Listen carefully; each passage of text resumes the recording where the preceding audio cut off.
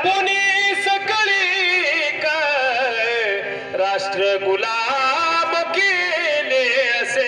अवघ्या 16 वर्षाचं वय आहे. अवघे आत्ताची आपली पोरं 16 वर्षात म्हणजे साधारणपणे 8वी 9वीचा मुली. अवघं 12 वर्षाचं वय आहे.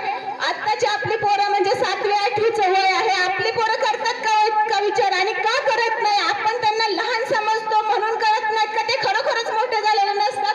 त्या दिवशी सहज बोलताना एक असाच विषय निघाला. मुलं म्हणली मॅडम हे काय असं का होतंय? आमचं वय वाढतंय तरी पण आम्हाला तितकं हे नाही. म्हटलं अरे पोरांनो तुम्ही मोठंच लवकर होत नाही. आमच्या शिवाजी महाराजांचा तुम्ही आदर्श घ्या. 12व्या वर्षी रायरेश्वरावरती जाऊन विचार करतायत की आमच्या ह्या महाराष्ट्र भूमीवरती मुस्लिमांचं राज्य आहे. आमच्या आया बहिणींना अत्याचार सहन करावा लागतोय. आमच्या शेतकऱ्यांना त्या ठिकाणी निम्मा अन्नधान्य मुसलमानांना किंवा परकीय सत्तेला द्यावं लागतंय. आम्ही स्वतंत्र नाही आहोत याचा विचार 7वी 8वीच्या पोरांच्या मनात येतो का?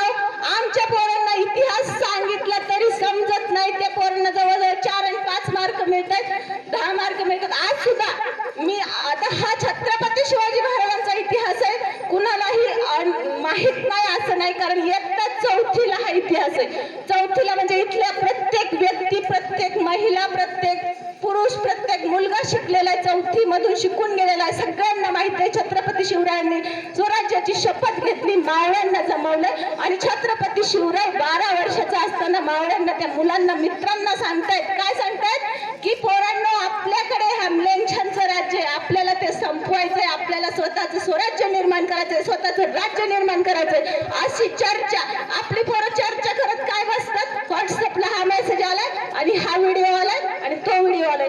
चर्चा करताना सुद्धा जरा कशी करायची हा इतिहासातून हा आपल्याला बोध घ्यायचा आहे. या ठिकाणी वाचा. पहा आपुले